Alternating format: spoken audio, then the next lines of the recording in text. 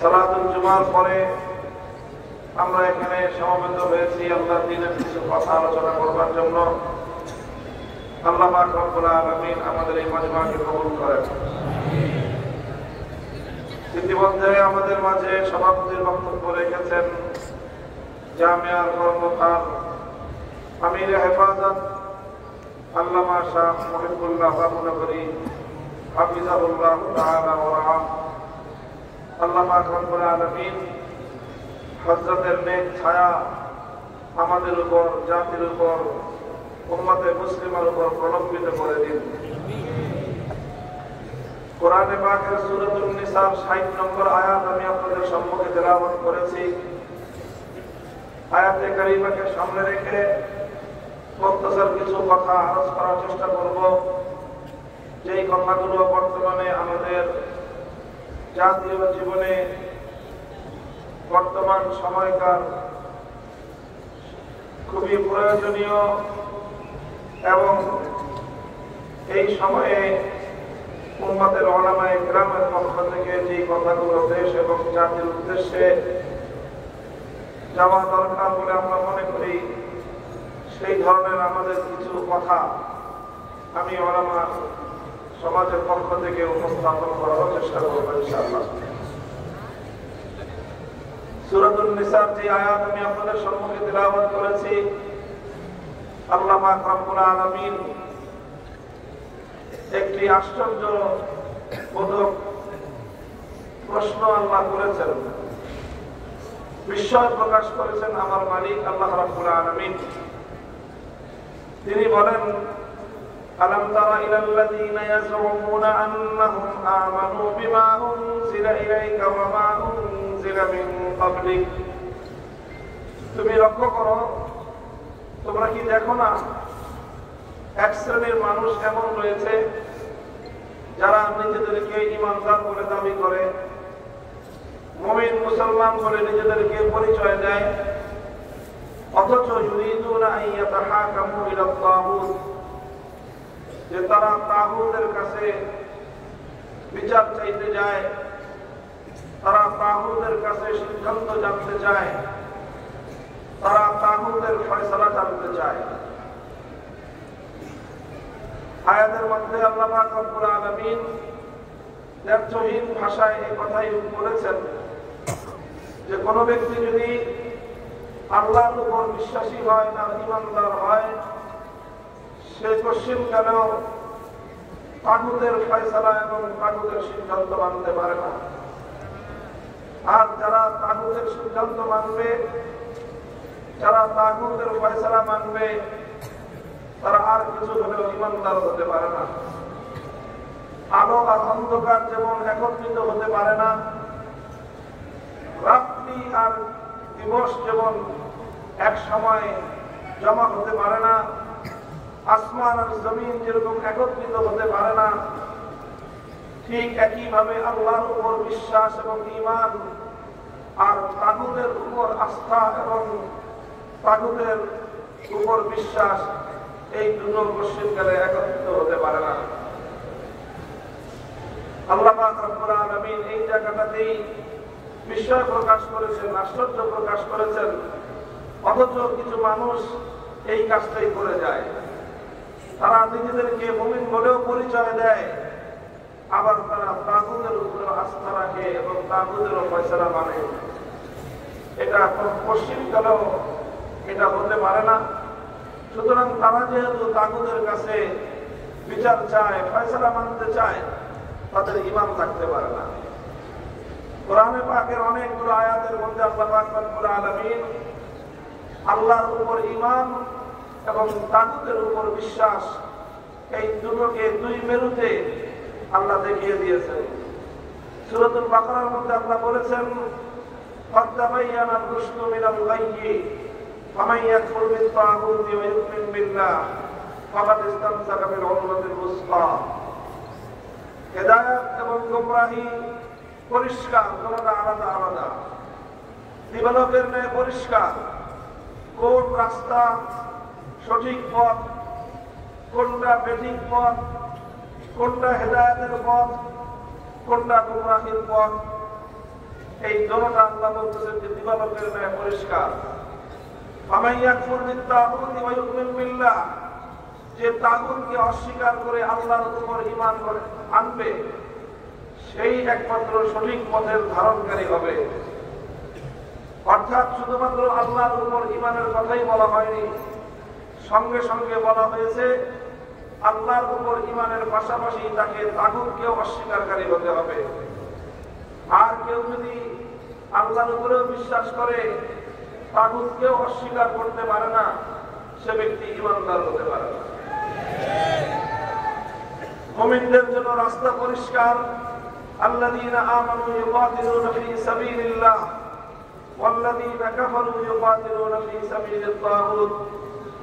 যাদের ঈমান রয়েছে তারা আল্লাহর পথে লড়াই করবে, আর যারা বেঈমান তারা তাগুতের পথে লড়াই করবে। পৃথিবীতে হক এবং বাতিলের লড়াই অনিবার্য। যতদিন এই পৃথিবী আছে ততদিন হক বাতিলের লড়াই থাকবে।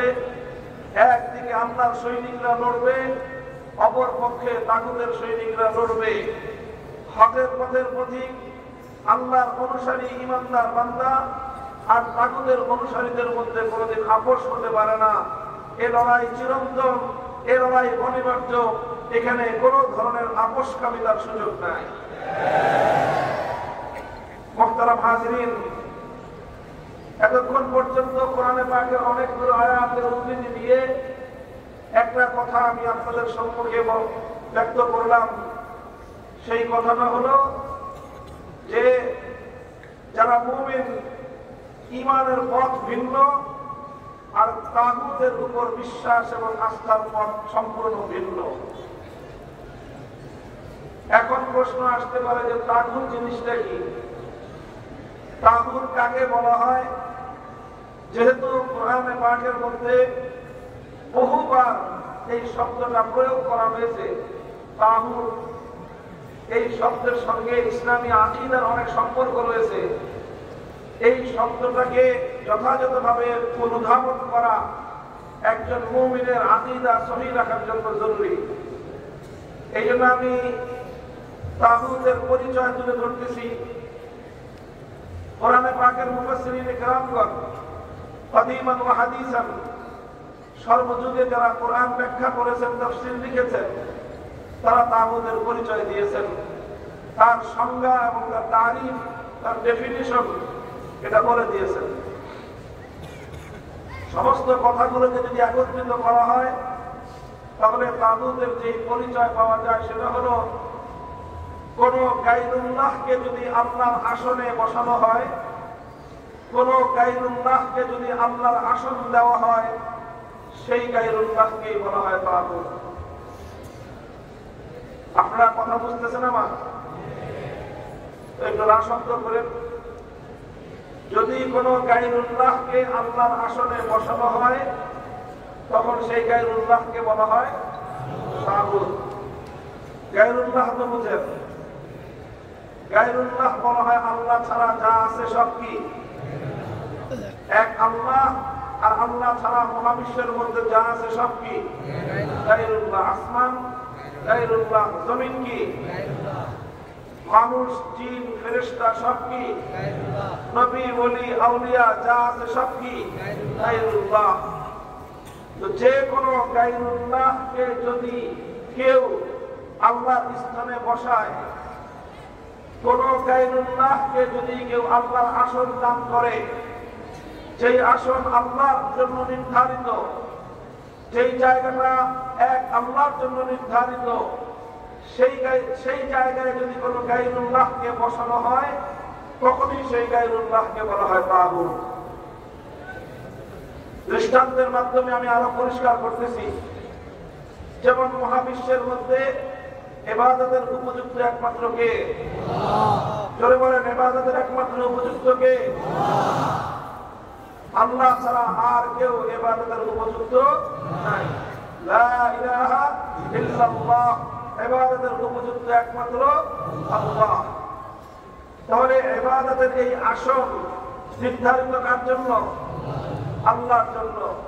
এখন কেউ যদি আল্লাহ পাকের জন্য নির্ধারিত ইবাদতের এই আসনে কোন গায়রুল্লাহকে বসায়, আর সেই গায়রুল্লাহ যদি ইবাদত করে পূজা করে তাহলে সেই গায়রুল্লাহকেই বলা হবে তাগুত।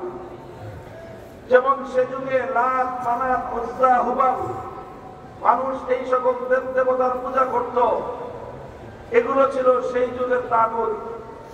আজকের যুগে মানুষ দুর্গা, সরস্বতী, কালী ইত্যাদি বহু দেব দেবতার পূজা করে, অথচ ইবাদতের মালিক একমাত্র কে? আল্লাহকে বাদ দিয়ে যেই গায়রুল্লাহর পূজা করা হয় সেই গায়রুল্লাহ, প্রত্যেকটা গায়রুল্লাহকে তাগুত বলা হয়। তো একমাত্র ইবাদত করতে হবে কার? এটাকেই বলা হয় তাওহীদ ফিল ইবাদত। এটা হলো ইবাদতের ক্ষেত্রে আল্লাহর তাওহীদ। এই তাওহীদ তথা একত্ববাদ, এটাই হলো আসলুল ঈমান, এটাই হলো ঈমানের মূল কথা, এটাই হলো ঈমানের গোড়ার কথা।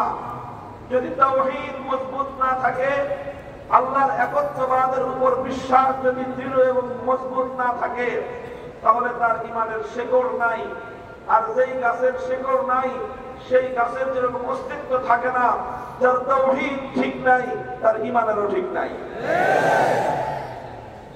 মুহতারাম হাজিরিন, আমি তাওহীদ ফিল ইবাদার কথা বললাম এতক্ষণ, যে ইবাদতের ক্ষেত্রে আল্লাহর সাথে অন্য কাউকে শরীক করা যাবে না, মুহূর্ত মাত্রের জন্য শরীক করা। কোন ব্যক্তি যদি 24 ঘন্টার মধ্যে 23 ঘন্টা 55 মিনিট, 55 না আরো বেশি, 23 ঘন্টা 59 মিনিট আল্লাহর ইবাদত করে, আর একটা মিনিটের জন্য যদি দুর্গার পূজা করে, আপনারা বলেন দেখি এই লোকটা ঈমানদার না বেঈমান? এই লোককে বেঈমান ফতোয়া দেওয়ার জন্য কোনো দারুলের দরকার নাই, কোনো আলেমের দরকার নাই, কোনো হুজুরের দরকার নাই। এই লোককে বেঈমান ফতোয়া দেওয়ার জন্য একজন ঈমানদারই যথেষ্ট। একজন মানুষ যদি 23 ঘন্টা 59 মিনিট শুধু আল্লাহর ইবাদত করলো, ঘুমায় নাই, খাওয়া দাওয়া কিচ্ছু নাই, পুরা 23 ঘন্টা 59 মিনিট সে আল্লাহর দরবারে সিজদা দিল, নামাজ পড়লো, আর একটা মিনিট সে গায়রুল্লাহর পূজা করলো, দুর্গার পূজা করলো, সেই ব্যক্তির মধ্যে ইবাদতের তাওহীদ নাই।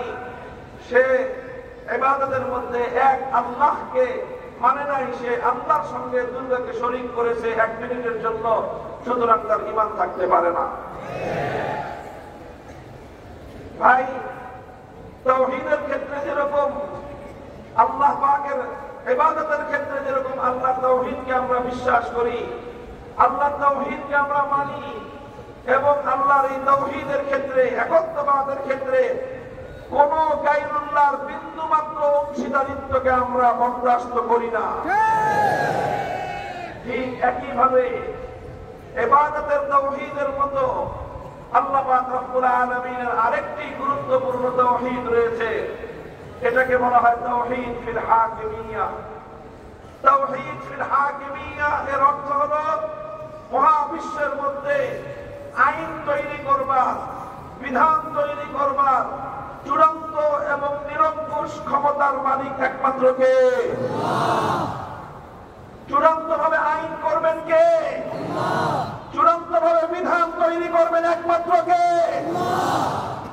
এই যে চূড়ান্ত আইন করবার ক্ষমতা একমাত্র আল্লাহর, এটাকেই বলা হয় তাওহীদ ফিল হাকিমিয়া। যেরকম ভাবে চূড়ান্ত ভাবে ইবাদত পাবেন একমাত্র কে? এটাকে বলা হয় তাওহীদ ফিল ইবাদাহ। ঠিক তদ্রুপ আইন তৈরি করবার ক্ষেত্রেও আল্লাহর সাথে কোনো শরীক নাই। ইবাদতের মধ্যে যেরকম আল্লাহর সাথে কোনো শরীক নাই, আইন তৈরি করবার ক্ষেত্রেও আল্লাহর সাথে কোনো শরীক নাই। ইবাদতের মধ্যে যেরকম কাউকে আল্লাহর সঙ্গে শরীক করা যাবে না, বিধান দেওয়ার ক্ষেত্রেও আল্লাহর সঙ্গে কাউকে শরীক করা যাবে না। ইবাদতের মধ্যে আল্লাহর সঙ্গে কাউকে শরীক করবে, যেমন একজন মানুষের ঈমান থাকতে পারে না, ঠিক তদ্রুপ আইন এবং বিধান দেওয়ার ক্ষেত্রেও আল্লাহর সঙ্গে কাউকে শরীক করবে, তারও ঈমান থাকতে পারে না। মুহতারাম হাজিরিন, মহাবিশ্বের মধ্যে আসমান এবং জমিন, কুল কায়নাতের মধ্যে কোনটা বৈধ, কোনটা অবৈধ, কোনটা আইনসম্মত, কোনটা বেআইনি নির্ধারণ করার একমাত্র ক্ষমতা কার? কেউ প্রশ্ন করতে পারেন, তাহলে কি মানুষ কোন আইন করতে পারবে না? মানুষ কোন বিধান তৈরি করতে পারবে না? এই প্রশ্নের স্পষ্ট জবাব হলো যে হ্যাঁ, মানুষ আইন করতে পারবে, তবে একটা শর্তে। কয় শর্তে? যারা বলেন কয় শর্তে? এক শর্তে মানুষ আইন করতে পারবে, সেটা হলো মানুষের কোন আইন আল্লাহ পাকের কোন আইনের বিরুদ্ধে যেতে পারবে না। মানুষের কোন আইন আল্লাহ পাকের কোন আইনকে চ্যালেঞ্জ করতে পারবে না। মানুষের কোন আইন আল্লাহ পাক রব্বুল আলামিনের কোন আইনকে বাতিল করতে পারবে না। মানুষ এইভাবে আইন করতে পারবে। কিন্তু কোন মানুষ যত বড় ব্যক্তি হোক, যত মহান ব্যক্তি হোক, যত বড় ক্ষমতাধর ব্যক্তি হোক, যত বেশি মানুষ হোক, সারা পৃথিবীর 700 কোটি মানুষ মিলে যদি এমন কোন আইন করতে চায় যে আইন করতে গেলে আমার আল্লাহ পাকের কোন একটি আইনের লক্ষ ভাগের 1 ভাগের সঙ্গে সংঘর্ষ তৈরি হয়, আমার আল্লাহ পাকের কোন একটা আইনের কোটি ভাগের 1 ভাগকে বাতিল করতে হয়, 700 কোটি মানুষের আইন বাতিল বলে গণ্য হবে, আমার আল্লাহর আইনের কোটি ভাগের 1 ভাগ পরিবর্তন করা যাবে না। এটাকেই বলা হয় তাওহীদ ফিল হাকিমিয়া। আল্লাহ পাক রব্বুল আলামিন এক এবং অদ্বিতীয়, আল্লাহর সঙ্গে কোনো শরীক নাই। আইন তৈরি করবার ক্ষেত্রে আল্লাহর সঙ্গে কোনো শরীক নাই। মানুষ আইন করবে আল্লাহর আইনের আন্ডারে থেকে, মানুষ বিধান করবে আল্লাহর বিধানের অধীনে থেকে, মানুষের জন্য আল্লাহর আইনের বাইরে গিয়ে আল্লাহর আইনকে চ্যালেঞ্জ করে কোনো আইন তৈরি করবার অধিকার নাই। কোন মানুষ যদি এই কাজ করে, সেই মানুষকেই বলা হবে তাগুত। কোন রাজা বাদশা যদি আল্লাহর আইনের বিরুদ্ধে আইন করে, সেই রাজা বাদশাকে বলা হবে তাগুত। কোন রাষ্ট্রপতি যদি আমার আল্লাহর আইনের বিরুদ্ধে কোন আইন জারি করে, সেই রাষ্ট্রপতিকে বলা হবে তাগুত। কোন প্রধানমন্ত্রী যদি আল্লাহর আইনের বিরুদ্ধে কোন আইন জারি করে, সেই প্রধানমন্ত্রীকে বলা হবে তাগুত। কোন মন্ত্রী পরিষদ যদি আল্লাহর আইনের বিরুদ্ধে কোন আইনের অনুমোদন দেয়, সেই মন্ত্রী পরিষদকে বলা হবে তাগুত। কোন আদালত, কোন বিচারপতি যদি আমার আল্লাহর আইনের বিরুদ্ধে কোন আইন তৈরি করে, জারি করে, সেই আদালত, সেই বিচারপতিকে বলা হবে তাগুত। কোন আইন পরিষদ, কোন সংসদ যদি আমার আল্লাহর কোন একটা আইনের বিরুদ্ধে কোন আইন পাস করে, গোটা সংসদকে বলা হবে তাগুত। আল্লাহু আকবার, আল্লাহু আকবার, হুশিয়ার সাবধান। আল্লাহু আকবার। মুহতারাম হাজিরিন, কথাটা পরিষ্কার। ঈমানের এই জায়গাটাকে কোনোভাবেই অস্পষ্ট রাখা যাবে না। এই কথা খুলে খুলে এ জাতির প্রতিটি ইমানদারের কানে কানে পৌঁছে দিতে হবে।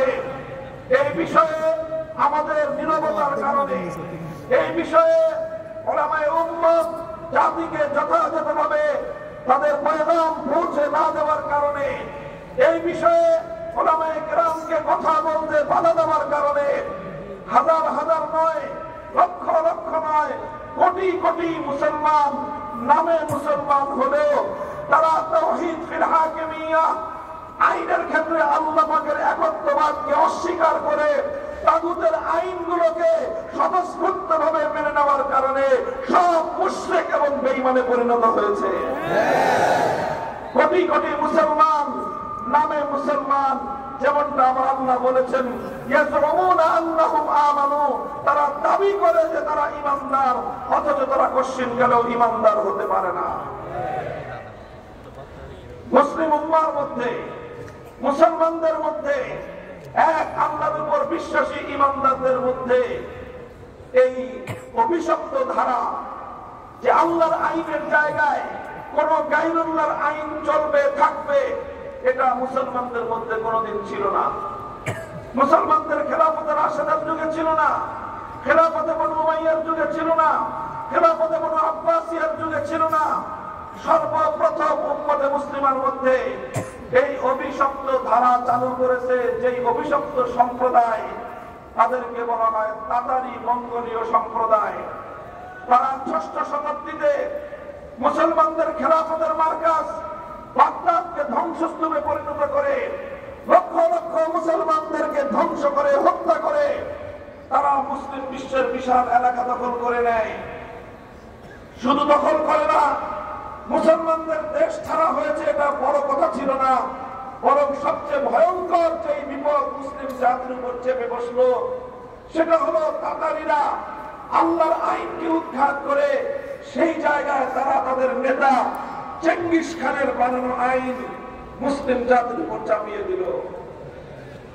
এই তাতারিরা যখন মুসলিম জাতির উপর তাদের নেতা চেঙ্গিস খানের বানানো আইন, মানুষের বানানো আইনকে আল্লাহর আইন উৎখাত করে সেখানে মানুষের বানানো আইন তারা বাস্তবায়ন করলো, মুসলিম জাতি মুসলমানদের নেতৃবর্গ ওলামায়ে কেরাম এক মুহূর্তের জন্য সেটা বরদাস্ত করে নেন নাই।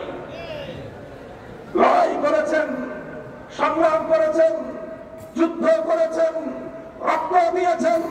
তাতারিদের বিরুদ্ধে লক্ষ লক্ষ মুসলমান শাহাদাতের রক্ত দিয়ে আল্লাহর জমিনকে রঞ্জিত করেছেন। ওলামায়ে উম্মত প্রতিবাদ করেছেন, প্রতিরোধ করেছেন, সংগ্রাম করেছেন, সংঘাত করেছেন, লড়াই করেছেন, কারারুদ্ধ হয়েছেন। শাইখুল ইসলাম ইবনে তাইমিয়া রাহমাতুল্লাহি আলাইহি ৬ বার কারারুদ্ধ হয়ে জিন্দেগীর মূল সময় কারাগারের অন্ধকারে প্রকোষ্ঠের মধ্যে তিনি কাটিয়েছেন। এক মুহূর্তের জন্য গায়রুল্লাহর আইনের সামনে মাথা নত করেন নাই। এভাবে লড়াইয়ের মধ্য দিয়ে, সংগ্রামের মধ্য দিয়ে, শাহাদাতের সিঁড়ি বেয়ে এক সময় আবার মুসলমানরা স্বাধীনতা পায়। আবার মুসলমানরা তাদের সেই হারানো গৌরব ফিরিয়ে আনে। আবার মুসলিম জাতির উপর থেকে মানুষের বানানো আইনের অভিশাপ দূর হয়ে আল্লাহর আইন ফিরে আসে। তাতারিরা উৎখাত হয়, ধ্বংস হয়। অবশিষ্ট তাতারিরা ইসলাম গ্রহণ করে হেদায়েতের পথে চলে আসে। এরপরে আবার শত শত বছর শাসন করতে মুসলমান, আইন চলত কার? জোরে বলেন। শাসন করত মুসলমান, আইন চলত কার? খেলাফতে ওসমানিয়া প্রায় ৭০০ বছর শাসন করেছে খলিফা, আইন ছিল কার? সালতানাতে মুগলিয়া ভারতবর্ষে ৮০০ বছর প্রায় শাসন করছে মুসলমান, আইন চলেছে কার? সেই আন্দালুস, সেই স্পেন সহ ইউরোপ জুড়ে শাসন করেছে মুসলমান, আইন চলেছে কার? মুসলিম জাতির মধ্যে কোনদিনও প্রায় ১২০০ বছর পর্যন্ত মুসলিম জাতির মধ্যে কোথাও কোন মুসলমান এটা কল্পনা করতে পারত না যে আল্লাহর আইনের জায়গায় কোন মানুষ আইন তৈরি করতে পারে। এটা তারা কল্পনাই করতে পারত না। মানুষ এত বড় গাদ্দার আর বিশ্বাসঘাতক হতে পারে, মুসলমানদের এই কথা জানা ছিল না যে আল্লাহর মাখলুক হয়ে, আল্লাহর সৃষ্টি হয়ে, আল্লাহর জমিনে থেকে, আল্লাহর আসমানের নিচে বসবাস করে সেই আল্লাহর আইনকে উৎখাত করে মানুষ নিজেরা আইন জারি করবে, এইরকম গাদ্দারি মানুষ করতে পারে, এটা মুসলমানদের জানা ছিল না। এরপরে আসলো 18 শতাব্দী। 18 শতাব্দীতে এসে পাশ্চাত্যের ইউরোপিয়ানরা বিশ্বজুড়ে সাম্রাজ্যবাদ বিস্তার করতে শুরু করলো। তাদের সাম্রাজ্যবাদী আক্রমণে সারা পৃথিবীর মুসলমানদের এলাকাগুলো লন্ডভন্ড হয়ে গেল। আমাদের এই ভারতবর্ষ, গোটা ভারতবর্ষ দখল করে নিল ব্রিটিশ। মুসলমানদের আফ্রিকার বিশাল অঞ্চল দখল করে নিল ফ্রান্স, ইটালি। তারা বিশাল মধ্য এশিয়া এবং এই আফ্রিকার বিশাল অঞ্চল দখল করে নিয়ে এই ইউরোপীয় সাম্রাজ্যবাদীরা যখন মুসলিম এলাকায় তাদের শাসন প্রতিষ্ঠা করলো, শাসন প্রতিষ্ঠা করে সবচেয়ে বড় অভিশপ্ত যেই জিনিসটা তারা করলো, যেই অভিশাপ মুসলমানদের কাঁধের উপর তারা চাপিয়ে দিল, সেটা হলোই আল্লাহর আইনকে উৎখাত করে তারা তাদের নিজেদের বানানো আইন মুসলিম জাতির উপর চাপিয়ে দিল। এই ভারতবর্ষে যেখানে শত শত বছর পর্যন্ত আইন চলত আল্লাহর, সে আল্লাহর আইন উৎখাত করে ব্রিটিশ প্রবর্তিত আইন মুসলিম জাতির উপর চাপানো হলো। তখন 19 শতকের গোড়ার দিকে এই উপমহাদেশের হাদিস শাস্ত্রের সম্রাট শাহ আব্দুল আজিজ মুহাদ্দিস দেহলভী রাহমাতুল্লাহি আলাইহি 1803 সালে ঐতিহাসিক এক ফতোয়া জারি করেছিলেন। তার সেই ফতোয়ার মূল কথা ছিল মুসলমান সংখ্যায় কম হোক বেশি হোক, মুসলমান নামাজ, রোজা, হজ, যাকাত, অন্যান্য ইবাদত ভালোভাবে করতে পারুক অথবা তার সমস্যা হোক, এই সব কিছুর সাথে সবচেয়ে বড় প্রশ্ন হলো যে সেখানে আইন চলবে আল্লাহর না আইন চলবে অন্য কারো। এটার উপরে নির্ভর করবে একটা দেশ ইসলামী দেশ না অন ইসলামিক দেশ। তিনি তখন বললেন, আজ ভারতবর্ষে মুসলমানরা সংখ্যায় আছে অনেক, মুসলমানরা নামাজ রোজা করতে পারে। ব্রিটিশ সরকার মুসলমানদের জন্য বাইতুল্লাহ শরীফে গিয়ে হজ করার ব্যবস্থা করে দিয়েছে, সব ঠিক আছে, কিন্তু গোটা ভারতবর্ষে এখানে আইন আল্লাহর আইন নাই, আইন চলতেছে ব্রিটিশের আইন। সুতরাং আইন যেহেতু ব্রিটিশের, আইন যেহেতু আল্লাহর নয়, সুতরাং এই দেশটা এখন আর দারুল ইসলাম নয়, এই দেশটা এখন আর ইসলামী দেশ নয়, বরং এই দেশটা এখন দারুল হরব অর্থাৎ শত্রু কবলিত দেশ হয়ে গিয়েছে। এখন তিনি ফতোয়া দিলেন, যেহেতু এখানে মুসলমান আছে কিন্তু আল্লাহর আইন নাই, এখানে মুসলমানদের শক্তি সামর্থ্য আছে কিন্তু আল্লাহর আইন নাই, সুতরাং যেই জমিনে আল্লাহর আইন ছিল শত শত বছর, সেই জমিন থেকে আধিপত্যবাদী দখলদার শক্তি আল্লাহর আইনকে উৎখাত করে দেওয়ার পর থেকে এই জনপদের প্রত্যেক মুসলমানের উপর আল্লাহর আইন ফিরিয়ে এনে এটাকে আবার দারুল ইসলামে পরিণত করার জন্য জিহাদ করা প্রত্যেক মুসলমানের জন্য ফরজে আইন। 1803 সালে শাহ আব্দুল আজিজ রহমতুল্লাহ আলাইহির এই ঐতিহাসিক ফতোয়ার পর আজ প্রায় 250 বছর অতিক্রান্ত, 200 বছর অতিক্রান্ত হতে চলেছে। আজও পর্যন্ত শাহ আব্দুল আজিজের এই ফতোয়াকে কেউ খণ্ডন করে নাই, এই ফতোয়াকে কেউ বাতিল করে নাই, এই ফতোয়ার সঙ্গে কেউ দ্বিমত পোষণ করে নাই। সুতরাং এখনো সেই ফতোয়া বহাল রয়েছে। আবার মুসলমানদের জমিনে আল্লাহর আইন বাস্তবায়ন করার জন্য ব্রিটিশ প্রবর্তিত মানব রচিত কুফরি আইনকে উৎখাত করে আল্লাহর আইন ফিরিয়ে আনার জন্য লড়াই করা মুসলমানদের ফরজ।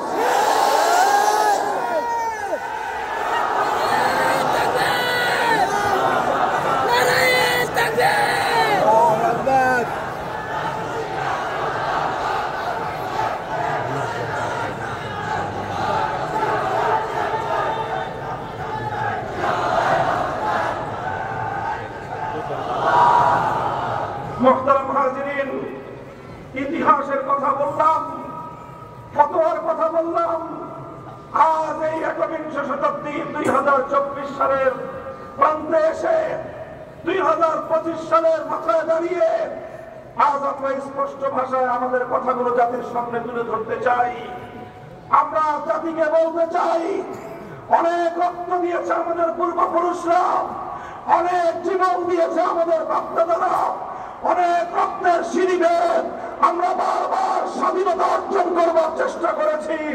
প্রতিবার ষড়যন্ত্রের মাধ্যমে এদেশের মুসলমানদের হাজার বছরের ইচ্ছা এবং অভিপ্রায়কে ষড়যন্ত্রকারীরা পায়ের তলায় বুটের নিচে পিষ্ট করবার চেষ্টা করেছে। এবার আর কোন ষড়যন্ত্রের কাছে মাথা নোয়ানো নয়, এবার একটা সংগ্রাম করতে হবে, আর একটা আখেরি লড়াই লড়তে হবে। সেই সংগ্রাম হবে আল্লাহর জমিনে আল্লাহর দ্বীন কায়েমের। এবারের সংগ্রাম হবে আল্লাহর জমিনে মানব রচিত তন্ত্রমন্ত্রের খবর রচনা করে আল কোরআনের সংবিধান কায়েমের। স্লোগান জিহাদ জিহাদ জিহাদ।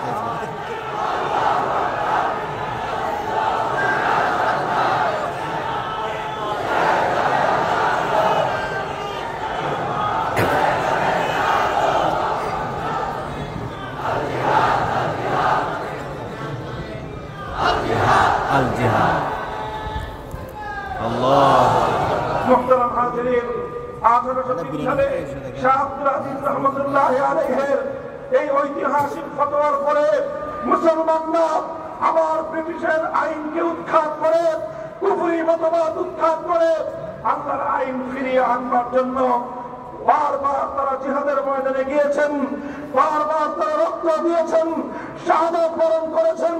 1831 সালে পালাকোটের রণাঙ্গনে শহীদ হয়েছেন সৈয়দ আহমদ শহীদ রহমতুল্লাহ আলাইহি। 1857 সালে জিহাদের ডাক দিয়েছেন হাজী ইমদাদুল্লাহ মুহাজির মক্কি রহমতুল্লাহ আলাইহি। জিহাদ হয়েছে শামিলির রণাঙ্গনে, রক্ত দিয়েছেন প্রধান সেনাপতি হাফেজ আমিন শহীদ রহমতুল্লাহ আলাইহি। রক্ত দিয়েছেন, জীবন দিয়েছেন লক্ষ লক্ষ উলামায়ে কেরাম, ফাঁসির কাষ্ঠে ঝুলেছেন। ঘরে ঘরে ইতিম হয়েছে আলেমদের সন্তানেরা, ঘরে ঘরে বিধবা হয়েছে আলেমদের স্ত্রীরা, ঘরে ঘরে কল খালি হয়েছে আলেমদের মায়েদের। সব কিছু তারা হাসি মুখে বরদাস্ত করে নিয়েছেন। মুহূর্তের জন্য আল্লাহর আইনের জায়গায় ব্রিটিশ প্রবর্তিত আইনকে তারা মেনে নেন নাই। 1866 সালে দারুল উলুম দেওবন্দ প্রতিষ্ঠিত হয়েছে। দারুল উলুম দেওবন্দ থেকে সোনালী সন্তান জন্ম নিয়েছে শাইখুল হিন্দ মাহমুদ হাসান দেওবন্দি রহমতুল্লাহ আলাইহি।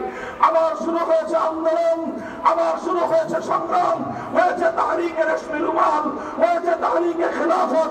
আন্দোলনের মধ্য দিয়ে শেষ পর্যন্ত দারুল উলুম দেওবন্দ প্রতিষ্ঠার 80 বছরের মাথায় 1866 থেকে 1947 সাল 80 বছরের মাথায় ব্রিটিশরা এদেশ ছেড়ে যেতে বাধ্য হয়েছে। ব্রিটিশরা যখন এদেশ ছেড়ে চলে গেল, তখন এই দেশে প্রধান দুই জাতির বসবাস, হিন্দু এবং মুসলমান। প্রশ্ন ছিল এই দেশটা কিভাবে চলবে। গোটা হিন্দু জাতি ঐক্যবদ্ধ, এই দেশটা একটা দেশ থাকবে এবং সেই দেশ হবে ভারত। আর যেহেতু হিন্দুরা সংখ্যায় বেশি, শাসন করবে হিন্দুরাই প্রধানত, তাদের সঙ্গে থাকবে মুসলমান। কিন্তু মুসলিম জাতির মধ্যে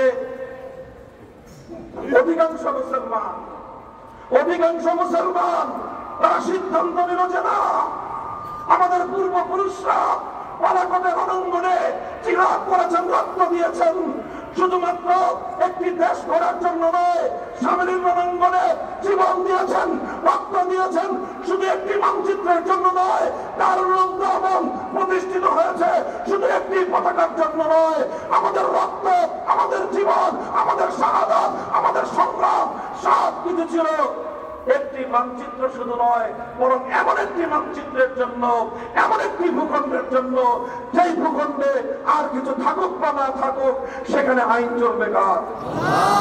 এমন একটা ভূখণ্ড, সেই ভূখণ্ডের সংবিধান হবে আল কোরআন। সুতরাং আমরা ভারত চাই না কি চাই জানি না, আমরা এমন একটা রাষ্ট্র চাই, এমন একটা দেশ চাই, এমন একটা মানচিত্র চাই যে দেশের আইন হবে আল্লাহর আইন। গোটা ভারতবর্ষের মুসলমান ঐক্যবদ্ধ হলো, এক হয়ে গোটা ভারত জুড়ে আন্দোলন হলো, সংগ্রাম হলো, ভূকম্প ভয়ের মতো ফুটলো মুসলমানরা, অকাতরে জীবন দিল মুসলমানরা। শেষ পর্যন্ত সিদ্ধান্ত হলো মুসলমানরা আলাদা ভূখণ্ড পাবে। আলহামদুলিল্লাহ বলেন।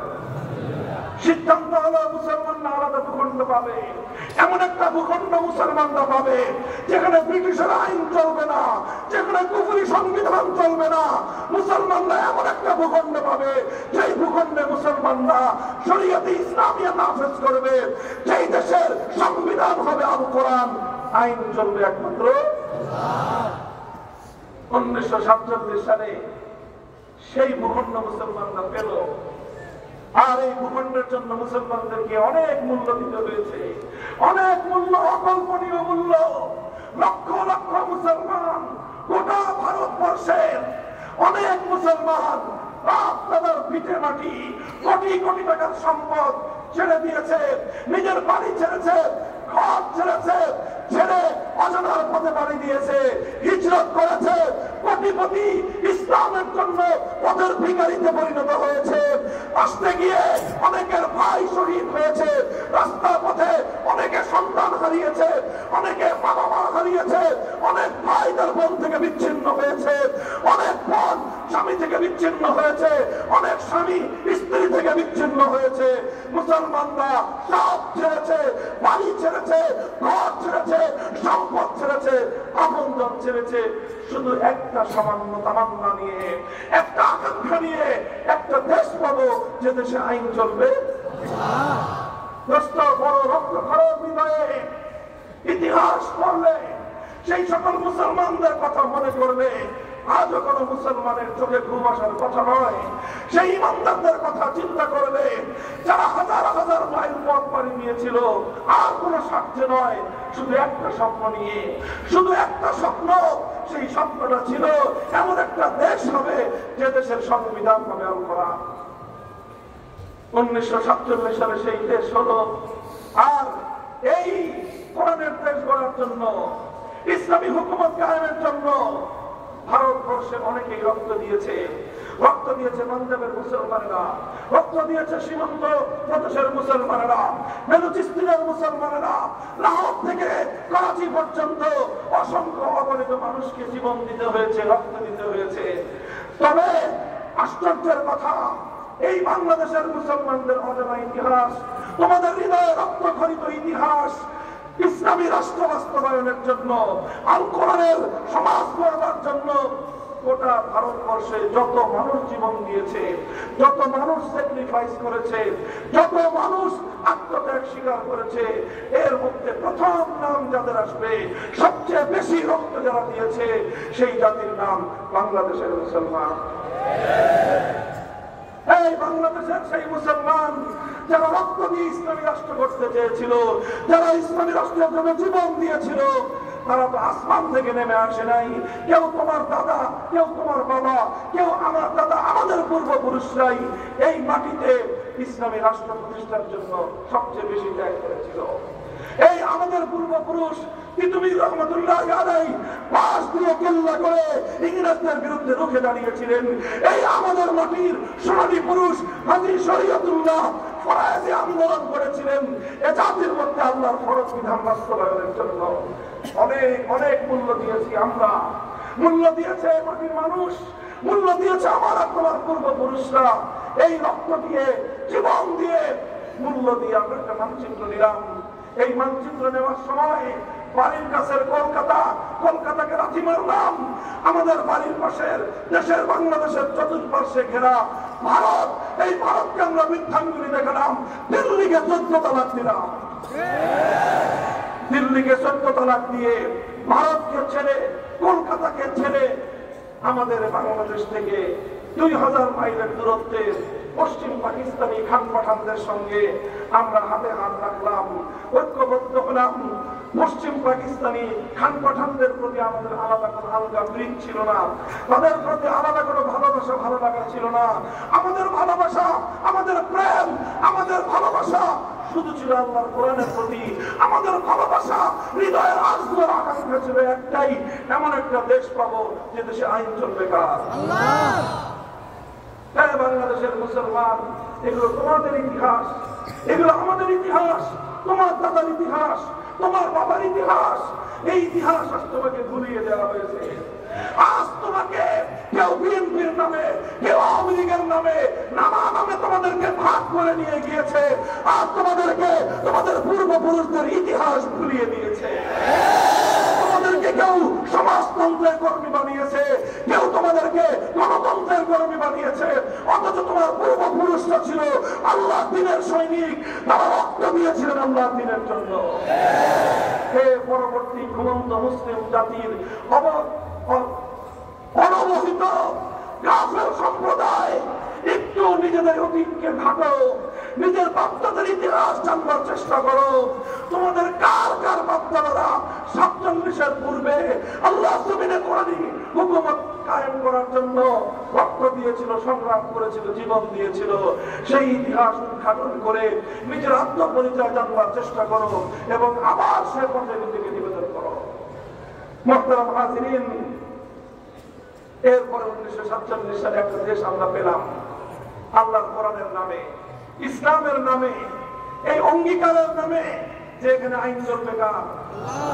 কিন্তু দুর্ভাগ্যজনক ভাবে পশ্চিম পাকিস্তানি গাদ্দার খান পাঠানের দল, এরা ক্ষমতা পেয়ে, রাষ্ট্র পেয়ে, ক্ষমতা ভোগ করতে তারা নিমগ্ন হয়ে গেল। ক্ষমতার হালুয়া রুটি নিয়ে তারা পড়ে রইল। তারা ভুলে গেল ওই সকল লক্ষ লক্ষ মুসলমানদের কথা যারা আল্লাহর আইনের জন্য জীবন দিয়েছিল। ওলামায়ে কেরাম শাসক গোষ্ঠীকে বললেন, ইসলামী হুকুমত বাস্তবায়ন করেন, নিজামী ইসলাম কায়েম করেন। তখন স্বৈর শাসকরা পাকিস্তানি শাসক গোষ্ঠী আমাদের আলেম সমাজকে একটাই জবাব দিত, বলতো যে হুজুর এটা তো এখনো শিশু রাষ্ট্র, শিশু রাষ্ট্রের মধ্যে এখনই ইসলামী হুকুমত কায়েম করা যাবে না, আরেকটু দেরি করেন, সবুর করেন, কিছুদিন পরে আমরা আস্তে আস্তে ইসলামী রাষ্ট্র কায়েম করব, আমরা সংবিধান সংশোধন করে আল কোরআনের সংবিধান, নিজামে ইসলাম, নিজামে শরীয়ত আমরা এখানে আনবো। হুজুররা বলেন আচ্ছা ঠিক আছে। 5 বছর পরে জিজ্ঞাসা করলো তোমার শিশু বড় হয়েছে? হয় না হুজুর এখনো বড় হয় নাই, আরেকটু সবর করেন। 10 বছর পরে জিজ্ঞাসা করলো তোমার শিশু বড় হয়েছে এই রাষ্ট্র? হয় না হুজুর এখনো বড় হয় নাই, আরেকটু সবর করেন। 15 বছর পরে আবার জিজ্ঞাসা করা হলো তোমার শিশু বড় হয়েছে? হয় না এখনো বড় হয় নাই, আরেকটু সবর করেন। 20 বছর পরে হুজুররা জিজ্ঞাসা করলেন তোর এই বুইরা খাটাস এই পোলা বড় হবে কবে? আমার আম্মা জান মরহুম শাইখুল হাদিস আল্লামা আজিজুল হক রহমাতুল্লাহি আলাইহি বড় দুঃখ এবং আফসোস নিয়ে একটা কৌতুকের সুরে কথাটা বলতেন, 24 বছরের যেই পোলা বড় হয় না, 24 বছরেও যেই ছেলে সাবালক হয় না, এটা 90 বছরেও আর হবে না। 24 বছর হয়ে গেছে ছেলের, তুই কাছে এখনো শিশু, এখনো বলে শিশু। আরে 24 বছরের ছেলে কি শিশু থাকে না বিপদ হয়? 24 বছরের শিশু কি ঘরের পিছনে শহীদ থাকে না আবু সাঈদের মতো জালিমের পুলিশের সামনে মুখ পেতে দেয়? 24 বছরের শিশু অন্যায়ের বিরুদ্ধে লড়াই করে। 24 বছরের সন্তান শিশু থাকে না, সে পাগলা যুবক হয়, অন্যায়ের বিরুদ্ধে, অসত্যের বিরুদ্ধে লড়াই করার জন্য ময়দানে নামে। কিন্তু পাকিস্তান নামক সেই বুইরা খাটাস 24 বছরের আর বড় হল না। যেহেতু আর বড় হল না, এদেশের মানুষ সিদ্ধান্ত নিল যেই পোলা 24 বছরও সাবালক হয় নাই, এই রাখার দরকার নাই, এটা রাখার দরকার নাই, এটা ভেঙে গড়িয়ে দাও। আমরা মানচিত্র চাই আল্লাহর কোরআনের হুকুম কায়েম করার জন্য। আমরা দেশ চাই এমন একটা দেশ যে দেশে আইন চলবে একমাত্র কার। সেই সুযোগে এদেশের একজন নেতা, নাম তার শেখ মুজিবুর রহমান, যিনি 1947 সালে এই দেশের মানুষের সঙ্গে ওয়াদা করেছিলেন, তিনি তখন মুসলিম লীগার ছিলেন, তিনি ওয়াদা করেছিলেন মুসলমানদের জন্য আলাদা দেশ করতে ভালো হবে। তিনি 47 দেশকে বুঝিয়েছিলেন যে তোমরা একটা দেশ করো যে দেশের আইন হবে আল কোরআনের। এই সব কথা বলে 47 তারা দেশটাকে মুসলমানদের জন্য আলাদা করেছিলেন। কিন্তু 47 পর থেকেই আস্তে আস্তে ওরা গোল পাল্টে গেল। ভোট পাল্টে পাল্টে পাল্টে পাল্টে 70 সালে আবার আইন মতো আসলেন। 1970 নির্বাচন আসলো বাংলাদেশে, গোটা পাকিস্তান জুড়ে। নির্বাচনের আগে শেখ মুজিবুর রহমান সাহেব জাতির সঙ্গে ওয়াদা করলেন, অঙ্গীকার করলেন, আমার দলকে ভোট দাও, নৌকা মার্কায় সিল মারো। কি করবেন আপনি নৌকা মার্কায় সিল মারলে? বললেন আমরা যদি ক্ষমতায় যেতে পারি কোরআন সুন্নাহ বিরোধী কোন আইন করব না, কোরআন সুন্নাহ বিরোধী, ইসলাম বিরোধী কোন আইন আমরা করব না। এই প্রতিশ্রুতি শেখ মুজিবুর রহমান বাংলাদেশের মানুষের সঙ্গে করেছিলেন। এটা আমার বানানোর কথা নয়, এটা বাংলাদেশের স্বাধীনতার দলিল পত্রে লেখা আছে। 1970 আওয়ামী লীগের নির্বাচনের ইশতেহারে একথা পরিষ্কার ছিল যে কোরআন সুন্নাহ বিরোধী কোন আইন চলবে না। মানুষ, এদেশের মানুষ সিল মারলো, এমনই সিল মারা মারলো নৌকা মার্কায়, বেলো ডুবছে পড়লো। তিনি গোটা পাকিস্তানের নিরঙ্কুশ সংখ্যাগরিষ্ঠতা পেলেন, ক্ষমতায় যাওয়ার মতো ম্যান্ডেট তিনি পেয়ে গেলেন। কিন্তু পশ্চিম পাকিস্তানিরা তাদেরকে ক্ষমতা না দিয়ে 71-এর 25শে মার্চ ভয়াল কাল রাত্রে এদেশের মানুষের উপর হামলা করলো। 26শে মার্চ কালুরঘাট থেকে বাংলাদেশের স্বাধীনতার ঘোষণা আসলো। 9 মাস মুক্তিযুদ্ধ হলো, 16ই ডিসেম্বর বাংলাদেশ স্বাধীন হলো। আর এই 9টা মাস শেখ মুজিবুর রহমান সাহেব তিনি সেই পশ্চিম পাকিস্তানিদের কাছে বন্দী থাকলেন, তাদের আপ্যায়নে মেহমানদারি পাইলেন। এরপরে 16ই ডিসেম্বরের পরে তিনি সেখান থেকে মুক্ত হলেন, মুক্ত হয়ে গেলেন লন্ডনে। এরপরে তার সঙ্গে বৈঠক হলো শ্রীমতী ইন্দিরা গান্ধীর।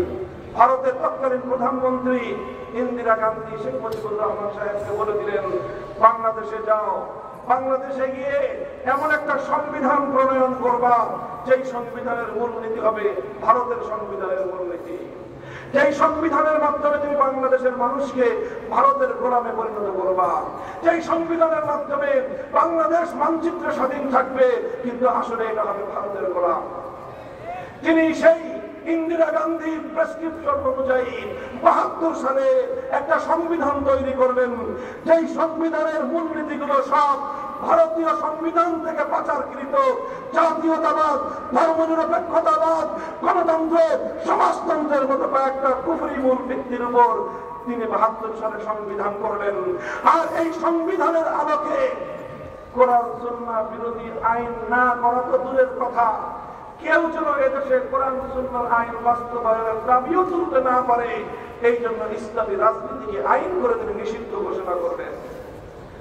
৭০-এ ওয়াদা করেছিলেন, অঙ্গীকার করেছিলেন, জাতির সঙ্গে তিনি কথা দিয়েছিলেন কোরআন সুন্নাহ বিরোধী কোন আইন করবেন না। আর ৭২-এ এমন একটা সংবিধান করলেন যেই সংবিধান অনুযায়ী কোনদিন কোরআন সুন্নাহ অনুযায়ী কোন আইন হতে পারবে না। সেই সংবিধানটা হলো কুফরি সংবিধান। সেই সংবিধানের মাধ্যমে বাংলাদেশে ইসলাম প্রতিষ্ঠার সংগ্রামের রাস্তা চিরতরে রুদ্ধ করে দেওয়ার পায়তারা চালালেন। অর্থাৎ আমি স্পষ্ট ভাষায় যে কথা বলতে চাই, ৭০-এর নির্বাচনের আগে শেখ মুজিবুর রহমান সাহেব একটা মহৎ কাজ করেছিলেন, একটা সুন্দর ওয়াদা তিনি জাতিকে দিয়েছিলেন। আর ৭২ সালে নিজ হাতে সেই কল্যাণের গলা টিপে হত্যা করে জাতির সঙ্গে তিনি ইতিহাসের জঘন্যতম গাদ্দারি আর বিশ্বাসঘাতকতা করেছিলেন। ৭২-এর সংবিধান বাংলাদেশকে ভারতের গোলাম বানানোর সংবিধান। ৭২-এর সংবিধান এদেশের মানুষের হাজার বছরের কোরআনী রাষ্ট্র প্রতিষ্ঠার স্বপ্নকে হত্যা করবার সংবিধান। ৭২-এর সংবিধান ৭১-এর মুক্তিযুদ্ধের চেতনাকে ধ্বংস করবার সংবিধান।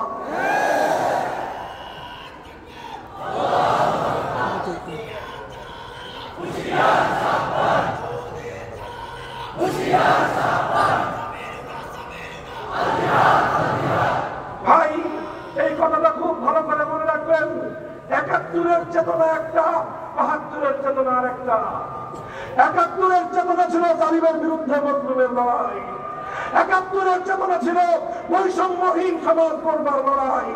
৭১-এর চেতনা ছিল কারো প্রভুত্ব আমরা মানি না, আমরা প্রভুত্ব মানি একমাত্র কার। এটা ছিল ৭১-এর চেতনা। ১৯৭১ সালের মুক্তিযুদ্ধ পর্যন্ত, ১৯৪৭ থেকে ৭১, ২৪ বছর পর্যন্ত বাংলাদেশে কোন নেতা, কোন নেত্রী, কোন দল কোনদিন ধর্মনিরপেক্ষতার কথা বলে নাই। অথচ ৭২ সালে এসে হঠাৎ ইন্ডিয়া থেকে ধর্মনিরপেক্ষতা নামক কুফরি মতবাদ আমদানি করা হয়। তাহলে ৭২-এর চেতনা এটা ৭১-এর চেতনা নয়। এইভাবে বিগত ৫০ বছর বাংলাদেশের মানুষকে ৭১ করে ৭২-এর ভেজাল চেতনা খাওয়ানো হয়েছে। এই ২৪ সালে কোলাপান খুঁজে ফেলছে জিনিসটা, যে তোমাদের এই ভারতাবাদী আর ভণ্ডামি এদেশের কোলাপান, এদেশের ছেলেরা, ইয়াং জেনারেশন ছাত্ররা খুঁজে ফেলছে। এজন্যই যখন তাদেরকে রাজাকারের বাচ্চা বলে গালি দেওয়া হয়, তখন আমার দেশের সোনার ছেলেরা প্রতিটি বিশ্ববিদ্যালয় থেকে, প্রতিটি শিক্ষাঙ্গন থেকে রাতের অন্ধকারে স্লোগান দেয়, আমি কে তুমি কে, রাজাকার রাজাকার। ভণ্ডামি তোমার ওখানে কবর রচিত হয়ে গেছিল।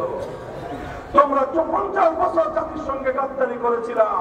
তোমরা ৭১-এর চেতনাকে হত্যা করে ৭২-এর দালালির চেতনা তৈরি করেছ। ৭১-এর চেতনাকে গলা টিপে হত্যা করে ইন্ডিয়া এবং ভারতের মাথার সামনে আমার বাংলাদেশ নামক মুসলমানদের এই স্বাধীন রাষ্ট্রটাকে বলি দেওয়ার চেষ্টা করেছ। এই স্বাধীন বাংলাদেশকে ভারতের অঙ্গরাজ্যে পরিণত করবার পায়তারা চালানো হয়েছে। মোহতারাম হাজরিন, কথা আমার শেষ।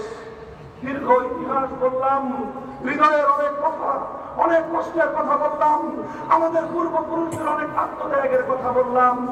এখন আমার আখেরি পয়গাম, আর বাংলাদেশ দুটি বড় বড় প্রশ্নের সম্মুখীন। একটা হলো, সবাই বলতেছে অন্তর্বর্তী সরকার সমস্ত রাজনৈতিক দলরা, সমস্ত ধর্ম বর্ণ নির্বিশেষে, হিন্দু বৌদ্ধ খ্রিস্টান মুসলমান সবাই আজ একটা বিষয়ে ঐক্যবদ্ধ, সেটা হলো ভারতকে আর বাংলাদেশে আধিপত্যবাদী চরিত্রে বাস্তবায়ন করতে দেওয়া যাবে না। ভারতীয় আধিপত্যবাদের বিরুদ্ধে আজ গোটা বাংলাদেশ ঐক্যবদ্ধ। আগে আমরা শুধু রুজুদা চিৎকার করতাম, এখন আমাদের কোনো লাগে না, এখন ডক্টর ইউনূস বলে, এখন আমাদের বলতে হয় না, এখন বিএনপিও বলে, এখন সবাই বলে, কমিউনিস্ট পর্যন্ত বলে। কারণ আমরা যেটা 10 বছর 20 বছর আগে দেখেছি তোমরা এখন দেখতেছো। তবে একটা কথা, শুধু এই ঐক্য দিয়ে ভারতীয় আধিপত্যবাদকে মোকাবেলা করা সম্ভব হবে না। এই 20 বৃক্ষের শেকড় শুদ্ধ উপরে ফেলতে হবে। গাছের গোড়ায় পানি ঢালবেন, দুইটা ডাল ছেড়ে দিয়ে মনে করবেন গাছ শেষ, এই গাছ শেষ হবে না, আমার কাটা ডাল থেকে আর 3টে ডাল হবে। ভারতীয় আধিপত্যবাদের শেকড় ধর্মনিরপেক্ষ নামক সংবিধানের মধ্যে।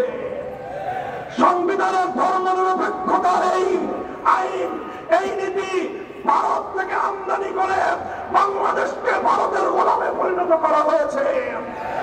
ভারতীয় আধিপত্যবাদ থেকে যদি মুক্তি চাও, বাংলাদেশের সংবিধান থেকে ধর্মনিরপেক্ষতা নামক কুফরি মতবাদ বঙ্গোপসাগরে ভাসিয়ে দাও।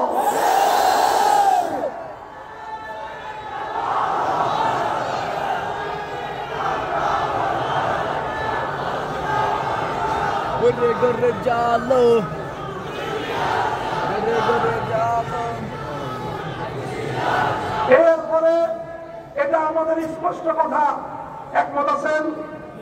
কথা বলেন একমত? আমরা মুসলমানদের রাষ্ট্রীয় সংবিধানে ধর্ম নিরপেক্ষতা নামক সেকুলার ধর্মের এই মূলনীতি আর দেখতে চাই না। আমরা আল্লাহর উপর অবিচল আস্থা এবং বিশ্বাস নামক মূলনীতি মুসলমানদের সংবিধানে দেখতে চাই। আর এই ধর্ম নিরপেক্ষতার 20 বৃক্ষ উপরে ফেললেই ভারত চিরদিনের জন্য বাংলাদেশ থেকে হাত গুটিয়ে নিতে বাধ্য হবে। 2 নম্বর কথা, বাংলাদেশের এখন গুরুত্বপূর্ণ এজেন্ডা সংবিধান সংস্কার। সংবিধান সংস্কারের জন্য আমাদের অনেক কথা, অনেক লম্বা লম্বা বক্তৃতা, অনেক সুপারিশ আছে। তবে একটা ছোট্ট কথা, মৌলিক কথা, গোটা বাংলাদেশের মানুষকে নিয়ে আমরা বলতে চাই, আমি বলতে চাই, সেই কথাটা হলেই আর যা করেন না করেন একটা মূলনীতি, একটা ধারা সংবিধানের মধ্যে সংযুক্ত করতে হবে। যেই ধারার মূল কথা থাকবে 97% মুসলমানদের দেশ, যে দেশ মুসলমানরা ভাগে পেয়েছে, মুসলমানরা, হিন্দুদের ভাগ আলাদা, মুসলমানদের ভাগ আলাদা, 47-এ যেই ভাগ করা হয়েছে, এই মাটি ইসলামের পক্ষে বন্টনে পড়েছে। মুসলমানদের বন্টনে যে ভাগ পড়েছে, সেই ভাগে হিন্দুদের ভাগদারি চলে না। সব ধর্মাবলম্বীরা নিরাপদে থাকবে, আমরা নিরাপত্তা দেওয়ার গ্যারান্টি দিচ্ছি, সেটা ভিন্ন কথা। কিন্তু এদেশে আমাদের সেই পুরাতন কথা, সেই তিতুমিরের কথা, সেই হাজী শরীয়তুল্লাহর কথা, সেই আমাদের পূর্বপুরুষদের শাহাদাতের রক্ত বিধৌত কথা হলো আমাদের এই সংবিধানে। আমরা একটা ধারা চাই, সেই ধারাটার বলে এই দেশে কোরআন সুন্নাহ বিরোধী, ইসলামী শরিয়া বিরোধী কোন আইন, কোন নীতিমালা, কোন বিধান বাংলাদেশে থাকতে পারবে না। যে কোনো আইন, যে কোনো নীতিমালা, যে কোনো বিধিবিধান যদি সেটা কোরআন সুন্নাহ বিরোধী হয়, যদি সেটা ইসলামী শরিয়া বিরোধী হয়, সেটা বাতিল এবং অকার্যকর হবে। আমরা এটা আমি জানাতে চাই, 24-এর 5ই আগস্টের ঐতিহাসিক বিপ্লব আজ বাংলাদেশকে সেজন্য উপযুক্ত করে তুলেছে। কথা বলেন ঠিক না ঠিক? 5ই আগস্টের বিপ্লব মুসলিম জনপদ থেকে ভাস্কর্য নামক সমস্ত মূর্তিগুলোকে উৎখাত করবার বিপ্লব। এই বিপ্লবের পূর্বের বাংলাদেশ আর বিপ্লব পরবর্তী বাংলাদেশ কি কেউ এক চোখে দেখবা? সে চোখ আমরা উপরে ফেলবো। আমাদের স্পষ্ট দাবি, সংবিধান সংস্কার করে কোরআন সুন্নাহ বিরোধী কোন আইন, কোন নীতিমালা, কোন বিধিমালা বাংলাদেশে কার্যকর করার রাস্তা চিরদিনের জন্য রুদ্ধ করে দিতে হবে। এই দাবি আমরা এখন মনে করতেছি। আমাদের দাবি যদি কথায় কথায় ভালোই ভালোই মেনে নেন, আমরা ভালোই ভালোই চলবো। আর যদি আমাদের এ দাবির প্রতি কর্ণপাত না করা হয়, আমি এদেশের যুব প্রজন্মকে একটা ডাক দিয়ে যেতে চাই, একটা আহ্বান দিয়ে দিতে চাই, যদি কোরআন সুন্নাহ বিরোধী আইন বাংলার মাটিতে কার্যকর করবার জন্য কোন ধারা তাদের দ্বারা বাস্তবায়িত না হয়, তাহলে যেভাবে 5ই আগস্টের বিপ্লবের জন্য 2000 তাজা প্রাণ শাহাদাত বরণ করেছে, এরপর আরেকটি বিপ্লব হবে। সে বিপ্লব হবে পূর্ণাঙ্গ ইসলাম কায়েমের বিপ্লব, খেলাফত কায়েমের বিপ্লব, ইসলামী শরিয়া বাস্তবায়নের বিপ্লব। সেই বিপ্লবের জন্য শুধু 2000 নয়, সেই বিপ্লবের জন্য যদি প্রয়োজন হয় 2 লক্ষ, অথবা যদি প্রয়োজন হয় 2 কোটি তাজা প্রাণ শহীদি ঈদগাহে জমায়েত হয়ে শাহাদাতের রক্ত দেওয়ার জন্য প্রস্তুত থাকতে হবে।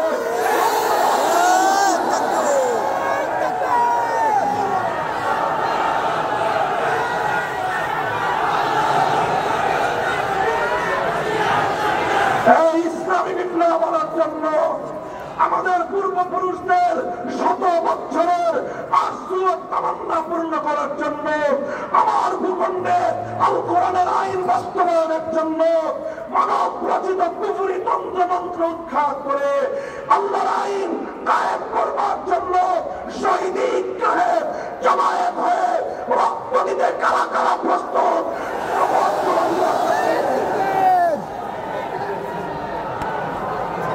আল্লাহ কবুল করেন।